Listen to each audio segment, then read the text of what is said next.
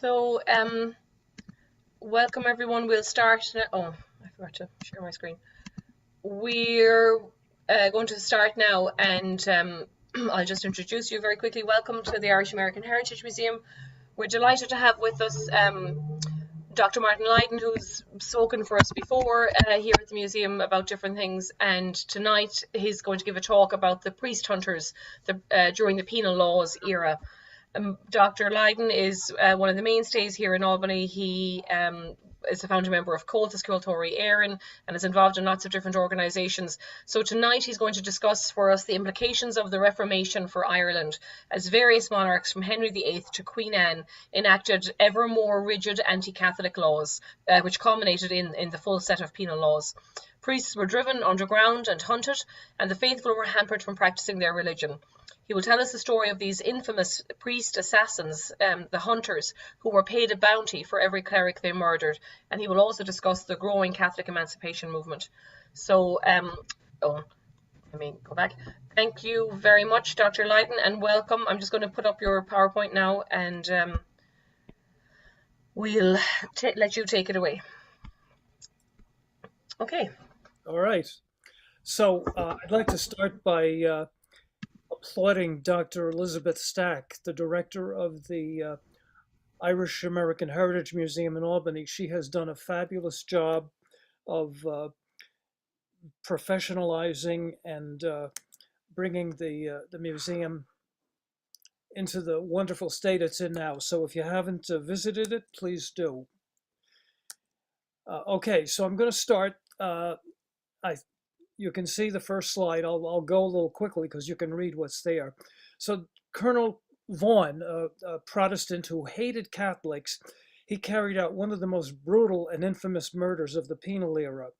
Now, in 1609, all priests were required to take the oath of abjuration, which required priests to renounce their most cherished and fundamental beliefs. And in spite of this, Father Hegarty refused to do that and instead to go into hiding.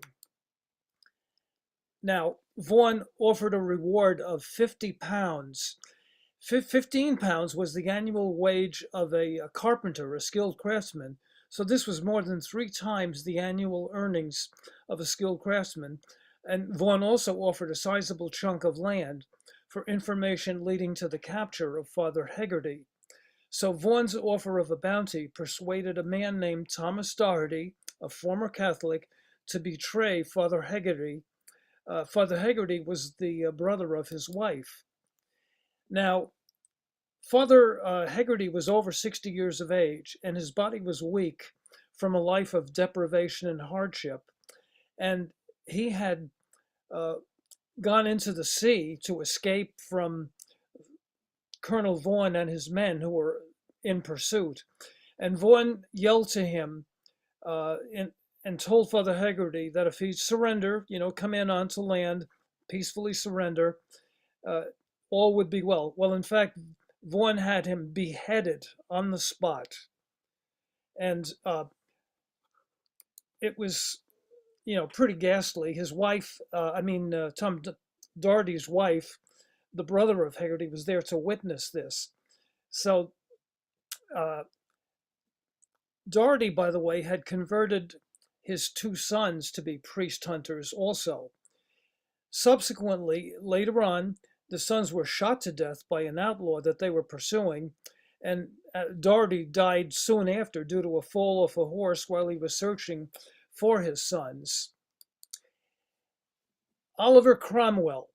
He was the ruler in England. He had King Charles I beheaded. By the way, as a little side note, the executioner who chopped off the head of King Charles was an Irishman recruited from Galway. And the money that Irishman got, the Irishman used it to open a pub called the King's Head, which is still functioning in Galway to this day. It's called the King's Head. So Oliver Cromwell, he was a brutal tyrant, and he, when he had the King Charles I executed, he took over the rulership of England, and he ruled from 1753 1653 to 1658. Here you see a picture of Cromwell's men. They invaded Ireland and they murdered women and children and men throughout Ireland. Now, there's this saying, to hell or to Connacht. Cromwell, I guess, is the one that came up with that saying. Ireland has 4 provinces, and you can see them on the map. Ulster in the north, Leinster in the east, Munster in the south, and Connacht in yellow on the west. So the land of the 3 provinces other than Connacht were forbidden to Catholics. Catholics were told, go to Connacht or you're going to go to hell. In other words, you'll be murdered. So much of the land in Ireland was seized and granted as rewards to Cromwell's troops. Land ownership by Catholics shrunk from 60% to less than 10%. There were also massacres, famines, and disease, which also reduced the population of Ireland quite a bit. Now, you might wonder, why do the Protestants hate the Catholics so much? Well, I'm going to give you some information about it. There was what's called the Irish Rebellion of 1641, an uprising by the Irish Catholics. They wanted an end to the anti-Catholic discrimination. They wanted greater Irish self-governance, and they wanted to partially or fully reverse the plantations of Ireland. The plantations were bringing in of Scotch Protestants and English to take over the land that was stolen from the Irish. So what else can I say? There was a lot of massacres of English and Scottish Protestants done by the Irish, and this outraged the Protestants even more. In 1570, Pope Pius V sought to depose Queen Elizabeth, the daughter of Henry VIII, declaring her a heretic and dissolving Catholics' duty of allegiance to her. Well, this was a hell of a thing, for the English to learn about that. Henry VIII, who was probably a psychopath as well as a narcissist, he had declared himself the ruler of not just the state, but the church. They didn't have separation of church and state. So what the Pope did engendered a state of war with England. And Catholics, by the way, in England, the Irish Catholics in Ireland were viewed as savages. Ireland of the 17th century was viewed the way Americans of today regard Somalia, Haiti, and the Congo. The English monarch, as I say, was the head of the state as well as the head of the Church of England. Catholics were considered to be allied with the Church of Rome, a foreign power, and English law forbids a Catholic to ascend to the throne, even to this day. And it forbids the monarch from marrying a Catholic. Catholics were viewed as potential usurpers of the state. Okay, 18th century Catholic life, the 1700s. Catholics endured years of pain with stoic acceptance because an eternal life of happiness awaited them in heaven, with the priest being their conduit to God. Every waking hour was expended in the struggle to put food on the table. Homes were cramped, squalid, cold, and damp. There was little or no means of fighting disease. Offspring had a slim chance of surviving past childhood. Average life expectancy was actually about 35, not 40 years. Now, it's interesting that there was an inscription on Bandon Gates in County Cork. You can see it on the slide. Jew, Turk, or atheist may enter here, but not a papist. Of course, a papist was the name that the Anglicans used to refer to Catholics. And typifying the defiance of Irish Catholic clergy, a local priest, Father O'Leary, wrote, "Who wrote these lines? He wrote them well, for the same are writ on the gates of hell." The Penal Laws. Many Catholics were forced to the brink of starvation. From 1692 to at least 1705, Catholics were deprived of all civil life. Irish Catholics were forbidden to enjoy the rights and privileges of the Anglicans, and these laws were written in legalese, mostly incomprehensible for the average Irish peasant. Catholics were forbidden to live within 5 miles of a corporate town, forbidden to own a horse worth more than £5, forbidden to lease land. Schools, by the way, had to be Anglican. Any Catholic or Presbyterian schools were against the law, illegal. The oath of abjuration, which I mentioned earlier, demanded that Catholic priests renounce Catholicism and acknowledge the supremacy of the Church of England, and refusal was a crime. So priests were living on the edge of peril because of the potential for betrayal and capture.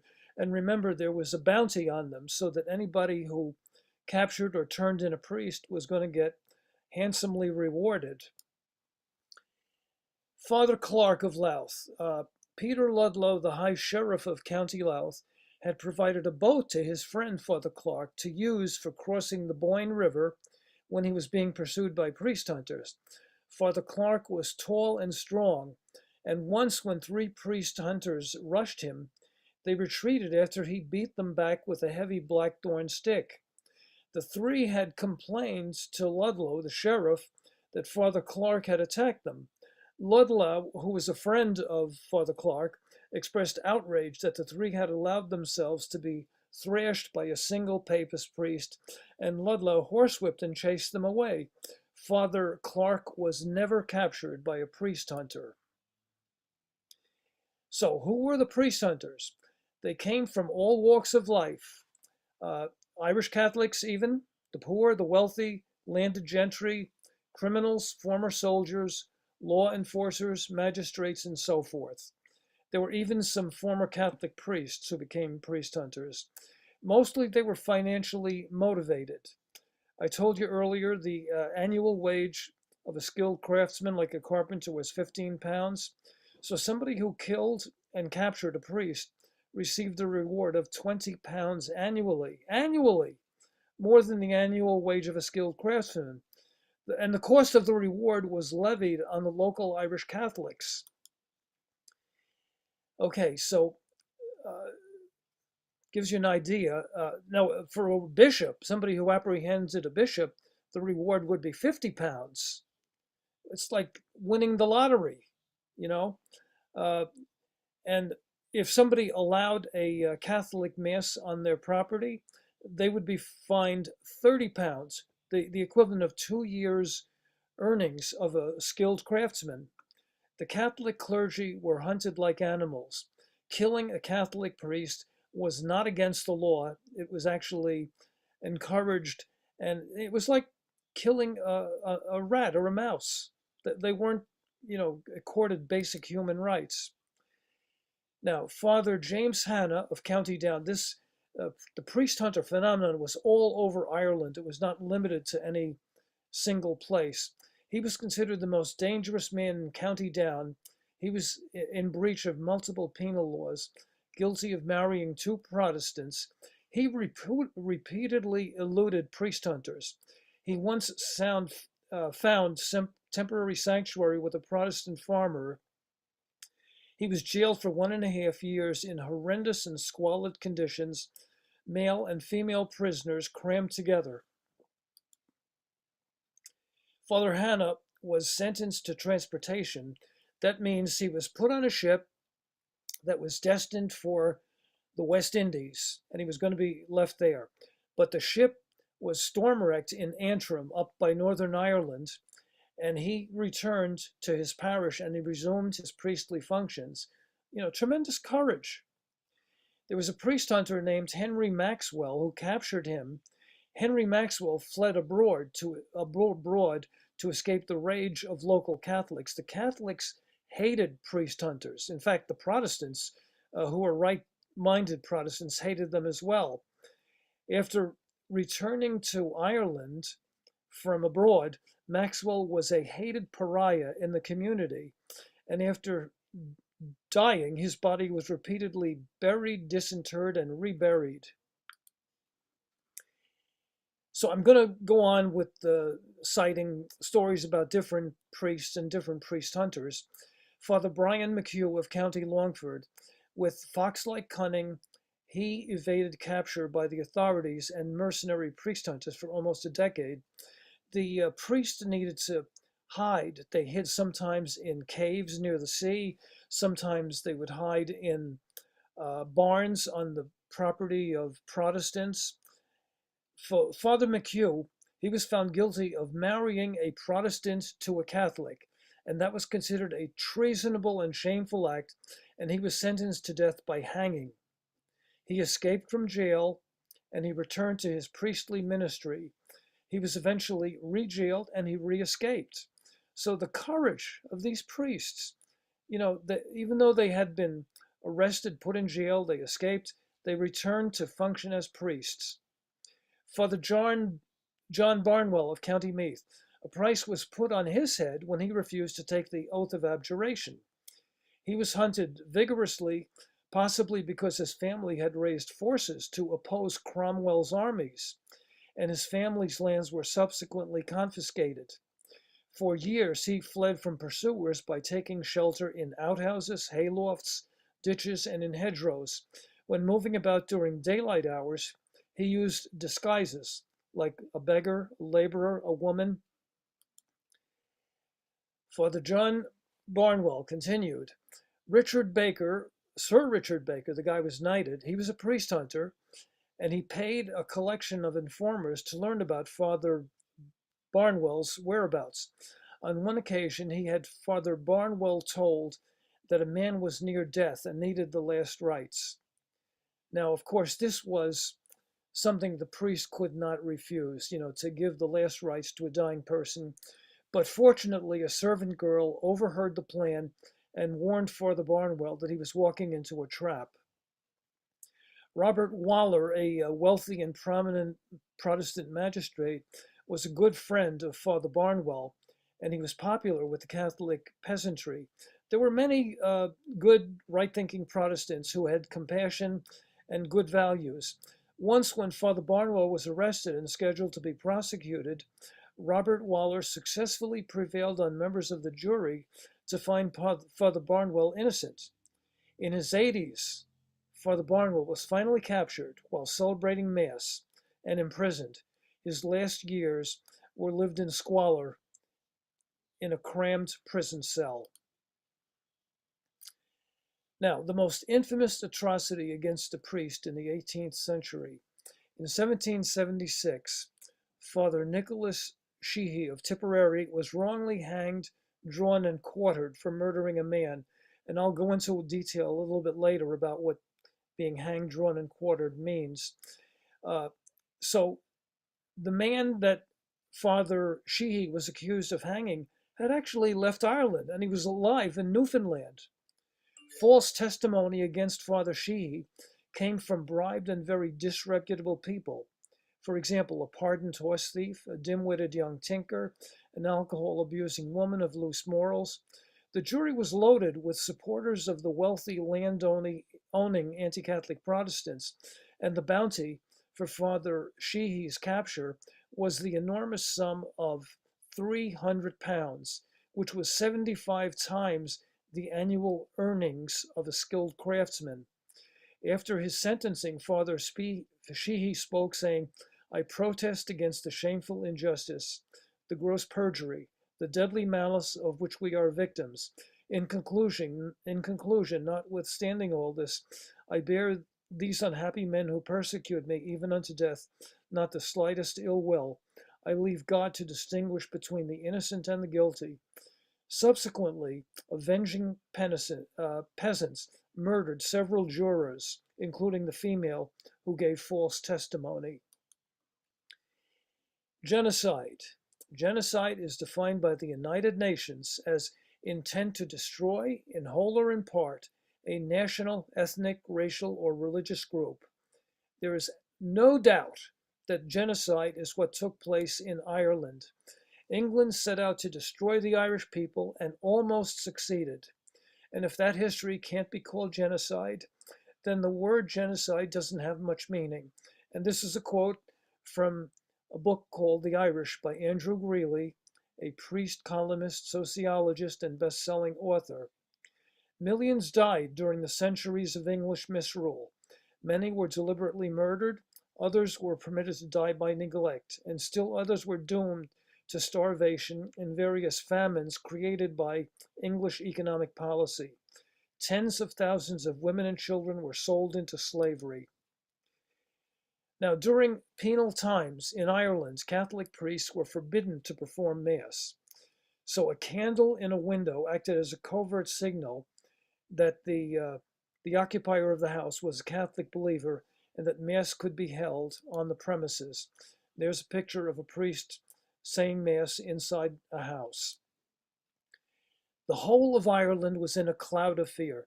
Catholics feared losing their priest or being fined an enormous sum for aiding a priest or participating in an illegal rite. For Protestants and the priest hunters or their supporters, it was the fear of vengeance and even murder. Sometimes the priests lived in hidden caves, barns, or on the property of brave homeowners who risked their lives by harboring the priests. Now, Seán na Sagart, I'm going to talk about him. I learned about Seán na Sagart in June of 2019. I was in Ireland visiting relatives in Mayo, and my cousin told me the story of Seán na Sagart. He was an assassin, a priest hunter, and he was probably the most infamous one in Ireland, and his reputation spread all over Ireland. At the time of Seán na Sagart's death, a lookout, when Mass was happening, there would be a lookout who would be watching to see if a priest hunter was coming. And the Irish used was Seán na Sagart a teacht. That means Seán na Sagart is coming. And that would warn people and the priest to, try to be on their guard.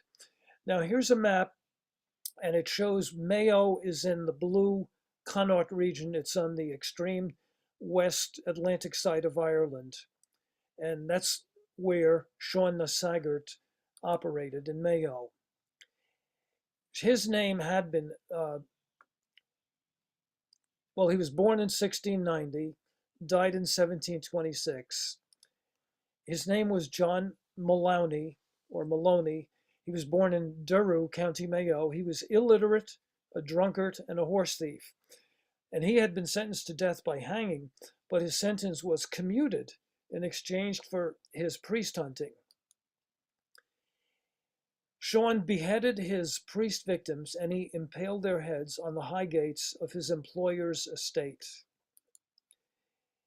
And in disguise, he attended masses and ordinations to identify priests for future capture and conviction. Okay, and here's an outdoor mass, and you can see to the left of the priest, up in the upper part, that represents a priest hunter watching what was going on.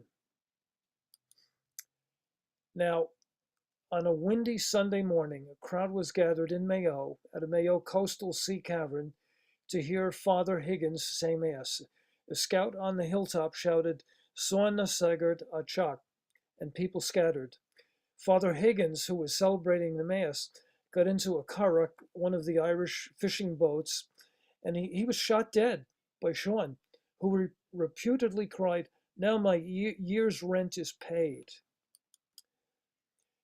Okay, the dramatic demise of the traitorous and merciless Seán na Sagart.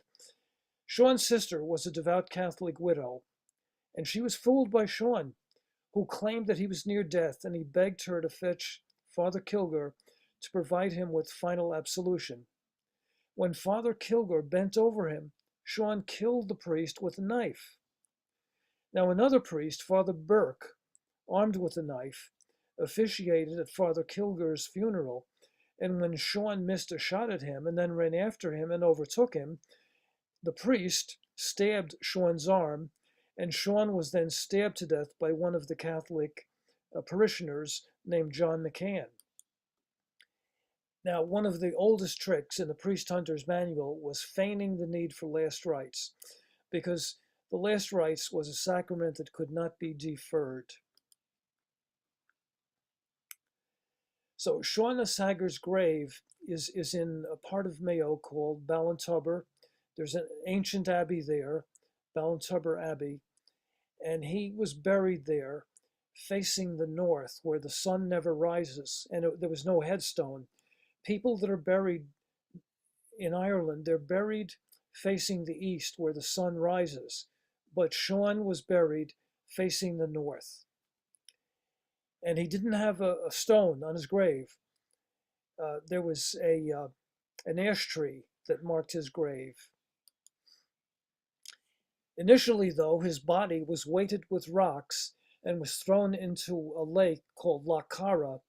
Father Burke ordered the people to retrieve his body to be given a Christian burial in the Ballintubber Abbey graveyard. And as I say, Seán's feet were made to face north, a direction from which the sun does not shine.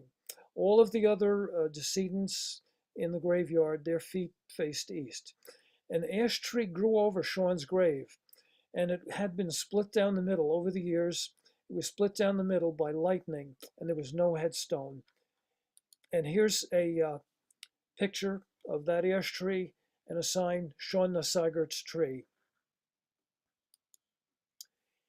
So, as I said earlier, priests resided in hiding places, and they emerged to administer sacraments, funerals, christenings, confessions, marriages, etc. Catholics believed that an unbaptized infant who died would spend eternity deprived of the beatific vision. Because of the short life expectancy, 35 years, Catholics did not want to have a mortal sin on their souls. They didn't want their children to die deprived of heaven. And there were various strategies that were used to evade the priest hunters. One was that there would be an imagined mass. In a distant spot, a priest would begin the rite of the mass, observed from a distance by a follower who would signal to the other Catholics that a ceremony had started, and people with hands joined quietly knelt and mouthed the prayers. Now, again, evading priest hunters, the priests had to be careful what they wrote. Written correspondence was in Latin or in ciphers using a nom de plume. Most priest hunters were uneducated, even illiterate. Mass was also often said during hours of darkness, so the priest couldn't be observed saying Mass. And Mass rocks were used, and they're near streams. I'll show you pictures of a Mass rock later. And by the way, in Greene County, East Durham, there is a Mass rock right at the entrance to the grounds where the Irish fair that occurs during July occurs. It's very prominent. You can't miss it. Again, more strategies to evade priest hunters, using remote and somewhat inaccessible locations, mountains, bogs, for example, for Mass, using multiple lookouts to warn of anyone's approach, concealing the priest's identity from all but a selected few trusted people, and the priest might remain clad in peasant's clothing until moving behind the Mass rock to say Mass, and he would wear a facial mask facial veil during Mass. After Mass, he would disappear into the darkness and surreptitiously mingle back into the crowd. And papers and correspondence with names of clergy would be destroyed. So Mass rocks, they were large boulders with a flattish top into which a cross was often carved, usually located in remote areas far from the prying eyes of authorities. There were makeshift altars that would sometimes serve as a screen behind which the priest would conceal himself to hide his identity. Now here's a picture of a Mass rock. You can see the flattish top, and it's out in the woods. The Mass rocks remained as monuments to the courage of Catholics determined to practice their faith in the face of intolerance and repression. The illegal masses were held in remote areas such as mountainsides or dense woods. Mass rocks were used for over a century in Ireland. Besides serving as makeshift altars, they also helped the priest to conceal himself and hide his identity. Now, almost needless to say, priest hunters were hated by Catholics.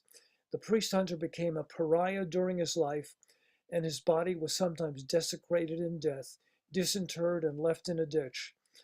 Priest hunters sometimes dressed like priests and attended the ceremonies of the Catholic religion in order to learn the names and hiding places of priests. Sometimes priests were dragged from the altar and brought before tribunals. There was a white-collar version of the priest hunter called the discoverer. These people trawled through legal documents related to land and property ownership.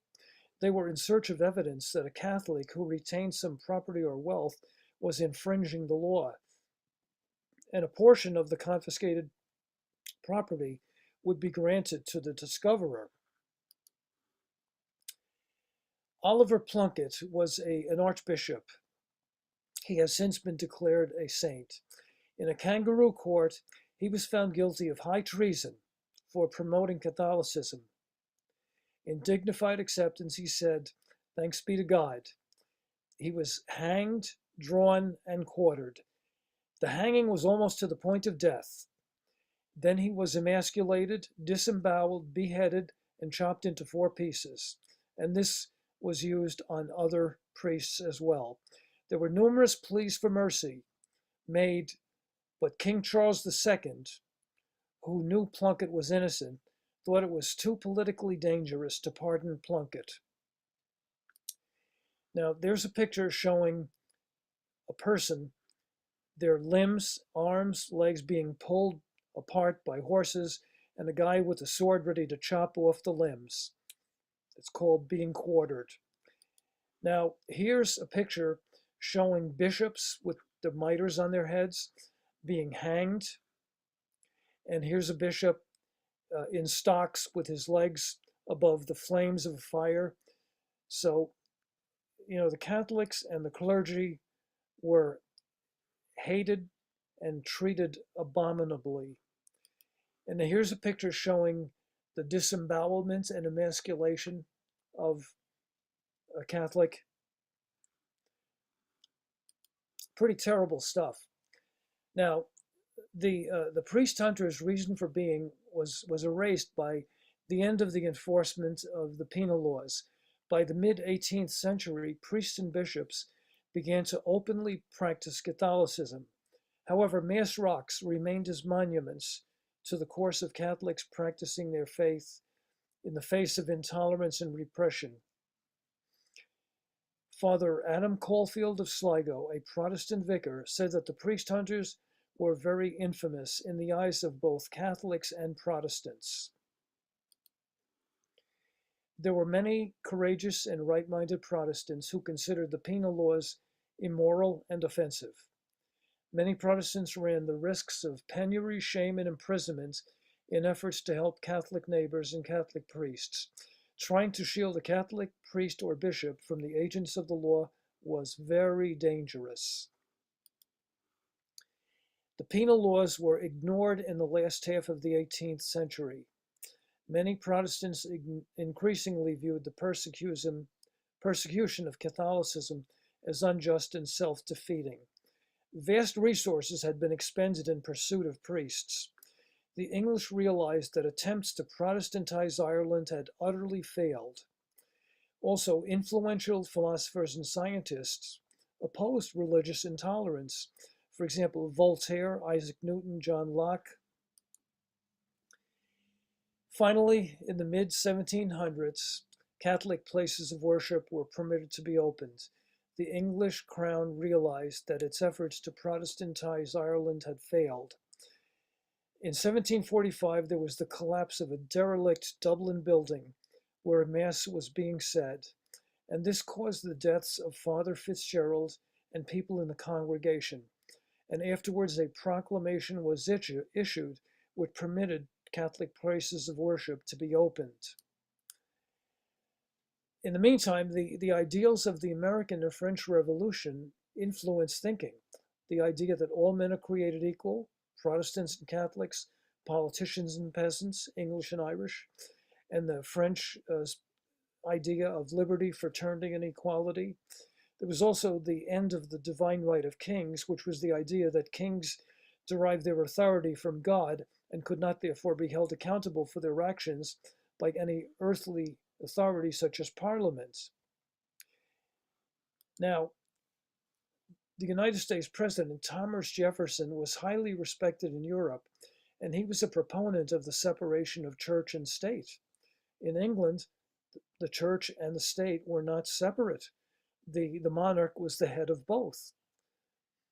And even today, that's the case. Complete Catholic emancipation occurred in 1829 with the Catholic Relief Act. It marked the end of one of the darkest periods in Irish history. And in 1828, Daniel O'Connell became the first Catholic to sit in Westminster for over a century. Now, Irish names were anglicized. And I'll give you some example. The Irish name Lauras became Lawrence. Eilish became Elizabeth. Evelyn became Evelyn. So the English government initiated and authorized people to anglicize the Irish names. So often there were phonetic transcriptions and translations. Sometimes a record keeper would give up any pretense of translation or phonetic transcription. For example, treating the O or the MC prefix as irrelevant. O Merkel became Murphy. O Folio became Foley. O Duffy became Duffy. MacLiam became Wilson. The Englishman who was anglicizing the names understood that he needed to come up with something that resembled the Irish original. There was also a change of place names into English. Now, 1824, England, utilizing military personnel, had Irish place names anglicized. Irish names were adapted into English phonology and spelling. The term brogue has a derogatory origin. It comes from the Irish word brogue, meaning shoe. Now, the word brogue, as I say, means shoe, and the English felt that the Irish spoke as though they had a shoe in their mouth. Look, Paddy is trying to speak English through his brogue, as if his shoe was in his mouth. Now, examples of some of the place names that were changed. Dira was changed to Londonderry. Ballaclee was changed to Dublin. Donegal was changed to Donegal. Ballintubber was changed to Ballintubber. The Irish place names were replaced by English names. Some of the names came directly from the English language in some cases, and the official English or anglicized name might be wholly different from the original Irish name.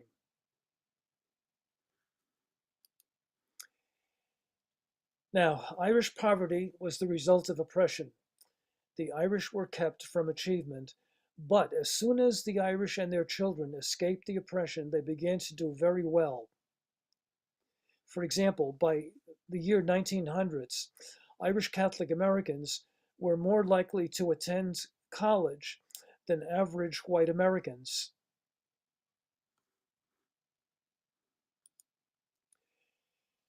How Catholics viewed priests. People feared the priest would be captured or killed. Now, the priest, if he was gone, Catholics felt the chances of eternal life were greatly diminished. Priests were a conduit to God who steered them on the right path. a means of cleansing themselves of misdeeds, and ease the path of their spirit through heaven's gates. The loss of a priest was a knife through the heart of a community, a tragedy that it might take years to replace a priest. Father Miles O'Reilly of Kilkenny, while celebrating Mass, was the target of a prayer of peace hunters. The priest hunters were bearing arms, but they were clubbed to death by two congregants. Some Catholics would murder a priest hunter even at the risk of their own lives. I'm going to stop there. So that's the end of my presentation. If you have any questions, maybe you could write them down somewhere. I think maybe on your screen at the bottom, there's a place where you could put comments. Yeah. And Elizabeth, you can. That's exactly right, guys. You can, if you hover over the screen down here, the Q&A will allow you to write a question or just the chat. So people have been commenting already. Dr. Lyden, that was great. While we wait for some of them to ask a question, Paul says, fascinating topic. It kind of does have an effect, of course, though, on Catholics, because part of the penal laws was, as you said, you couldn't own property or a valuable horse or anything like that. But it also meant the wealthier Catholics were no longer allowed to send their children to, Louvain or Belgium or the continent to be educated. And so there actually was a shortage of priests, because these laws were enforced during that 1700s period. So actually a lot of Ireland are not catechized, even though they kind of retain a sort of a memory of the faith. Can you speak to that a little bit? As you take the drink.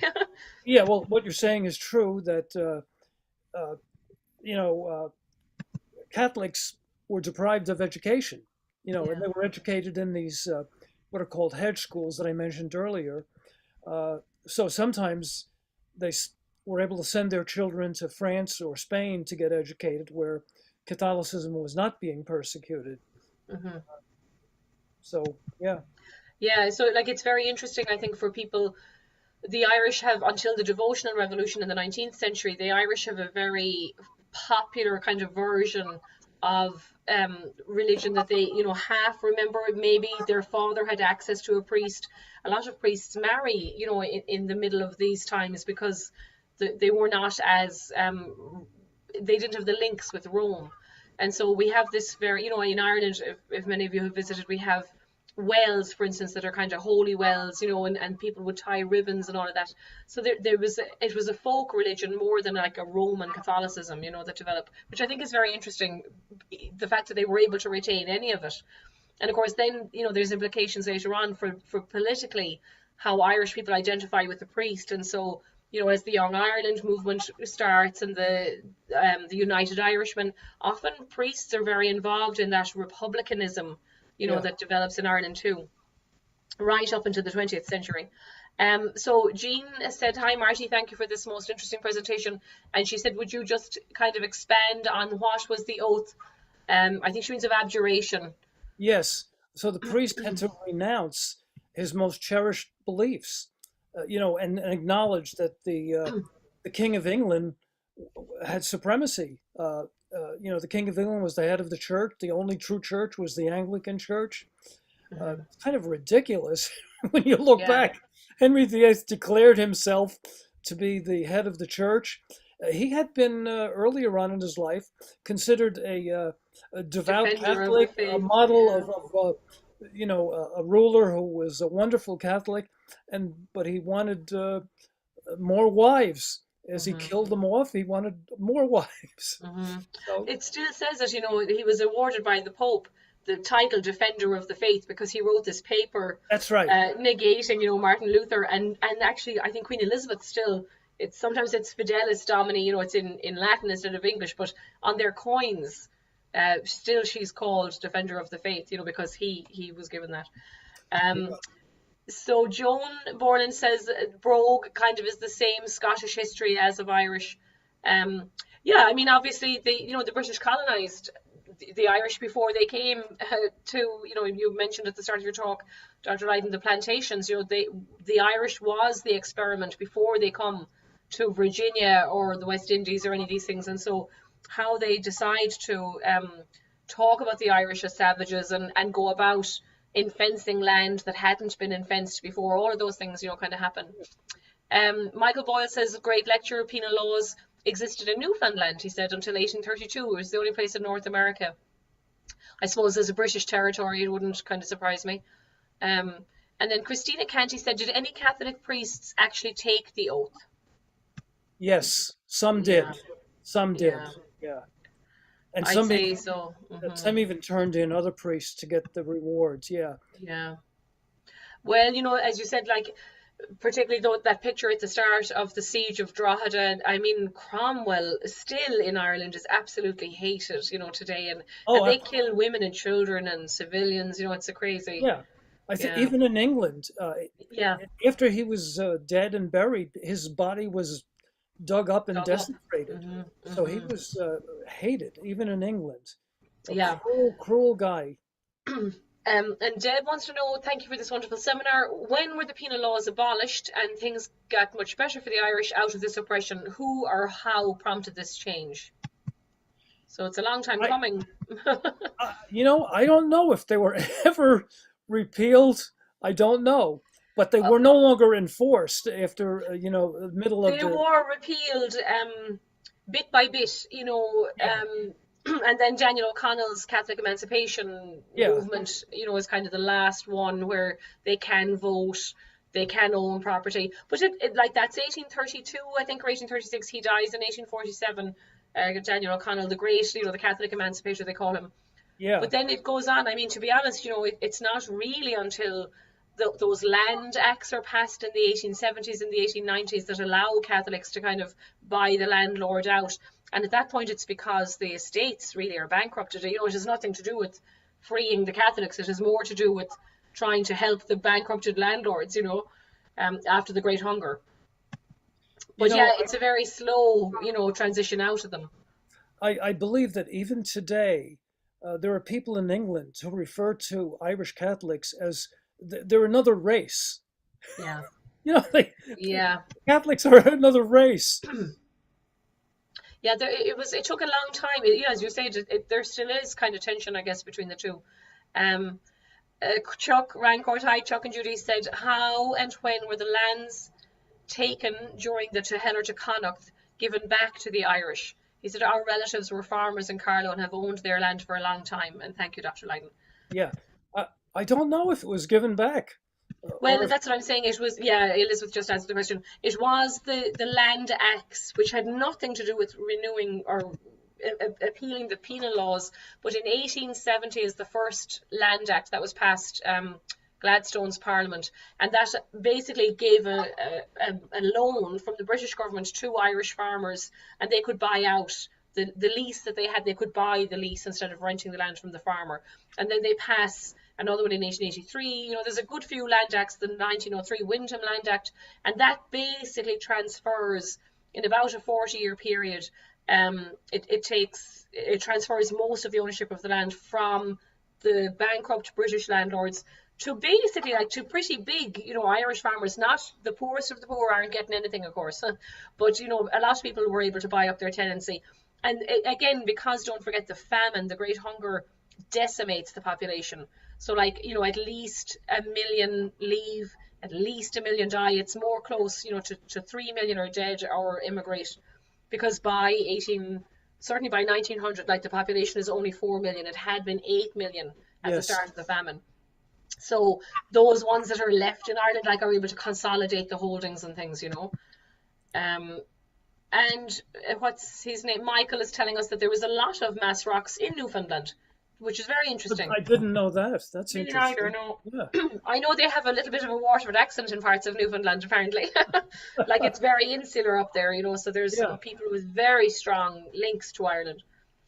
I'll just mention that there was a pope who was English, one English pope throughout the Catholic Church's history, Pope Adrian IV. And he's the one who said that England can have dominion over Ireland. Oh, yeah. Back in the 1100s. And so, the English took him at his word, and they invaded and took over Ireland because they Yeah. had the Pope's blessing to do it. Yeah, Yeah, Henry II, I think, became the Lord of Ireland. yeah, hmm yeah. hmm but of And course, I have to say the bad news there is some of that was on the Irish because some of the chieftains were warring. So they invited, Strongbow in and all of this because they thought they'd be able to hold off, the other each other. So it was warring chieftains, that kind of that's true. started the whole mess. Yeah, Jean Borland, I think she said she was in Boston. Joan in Borland. She said interesting talk. There's been a good few people there introducing each other. Nora is from Boston, sorry, yeah. And Christina's from Rhode Island. She said that the chat was reminding her when you were talking about the hanging and drawing, which is absolutely horrific. It's reminding her of the William Wallace. I think he was killed that yeah, way. yeah. I hmm wasn't sure if I should show those slides because it's very grisly and terrible. Very gruesome, yeah. Yeah, And like, they were, because I think even the hanging, they didn't hang them until they were dead. They just hanged them for a that's little bit, right. like, and They then, were so they'd almost have the dead. pleasure of Yeah, drawing. Yeah, they were just inflicting as much pain yeah, and then just terrible what and they did. suffering. It is kind of shocking, like that the pain, and I mean, even the whole idea of torture, that if they recanted, what was the point, like, of burning someone or thumb screwing them, like it's just absolutely horrific, to think Yeah, that they did this to each other, and they must have known it wasn't. Sure, you'd say anything under torture. yeah, yeah. Christina says it's also how the colonists in New England, yeah, killed the famous Metacom, the king of Rhode Island. Oh yeah, so those, I mean, that way of torturing and killing was used throughout the British colonies, Yeah. right the way up. Oh yeah. hmm Yeah. hmm does anyone else? Oh, let me check our YouTube people in case there's questions there. Does anyone else have any questions or comments? Or Martin, was there anything you left out? Well, one thing I'll say is that as early as 1367, there was the Statutes of Kilkenny were Killing. passed, and they said the English in Ireland were not allowed to marry an Irish person, or to adopt an Irish child, or to use an Irish name, or to Mhm. wear Irish clothes, or to speak the Irish language, or to play Irish music, play any Irish games, listen to Irish storytellers, or let an Irish person join in English religious ceremonies. Yeah. 1367. Now, one of the phenomena of was that a lot of the English soldiers who were sent to Ireland, they became more Irish than the Irish. hmm They they adopted the Yeah. Irish ways, and the English crown realized that, and that was considered not good for England. So they Yeah. passed these kinds of laws. Yeah, they used to call them when I was growing up at school the old English, and then the new English Yeah, were the bad ones. Yeah, but yeah, the old English became more Irish than the Irish themselves, and they intermarry with the chiefs, and sure yeah, it was, and but like they do exactly the same thing here, like there's very little mixing with the indigenous peoples, and the Irish had the same attitude to land, for instance, as the indigenous tribes did here. Like Irish people didn't believe you owned the land, you owned the cattle on the land. And that's yeah, why that famous, the Thorn is that kind of huge saga about Queen Maeve and the wars between all of the different kings and queens. It was because they were chasing each other's cattle, yeah, not over territory. And yeah. so, it was just, it's a very interesting thing. Then the English come in and, they build walls and hedges and it divides the landscape in a way that hadn't previously been done. But they do exactly the same thing when they come to the 13 colonies, here. And even the language, there's a historian called Canny. I think it's Nicholas Canny, but I can't really remember. He's written about he calls it the Atlantic world, and he talks about how the British record keeping in Ireland, where they talk about, the Irish being savages, and, they slander them all the time, like that they eat horses and they're incestuous and all of these things, they claim exactly the same thing about the indigenous tribes when they come to America. So it's like a little blueprint, how to design a plantation system. England did some of the same things in India that they Yeah. did in Ireland. For example, uh, Mumbai used to be called Bombay hmm by the English. Now, hmm the people in India have changed it back to Mumbai. Mumbai, yeah. Well, and there's a brilliant. We should get someone in to talk about that. You touched on it tonight, Dr. Lyden. when they, I think it was Petty, came around Ireland and surveyed everything. And, you know, it's a fascinating look at how they change the place names, because sometimes they do just anglicize the name. But, you know, you kind of miss out, like Ballintubber, for instance, doesn't mean Dublin, you know, like it. And so That's right. because they don't translate the Irish into English, you lose what the name used to mean, you know. Yeah. So it's a very telling kind of way of doing things, like to impose something on, you know, the name of a place on a place. It's very interesting way of Yeah. ruling. And to really understand a culture, you need to understand the language. Yeah, yeah.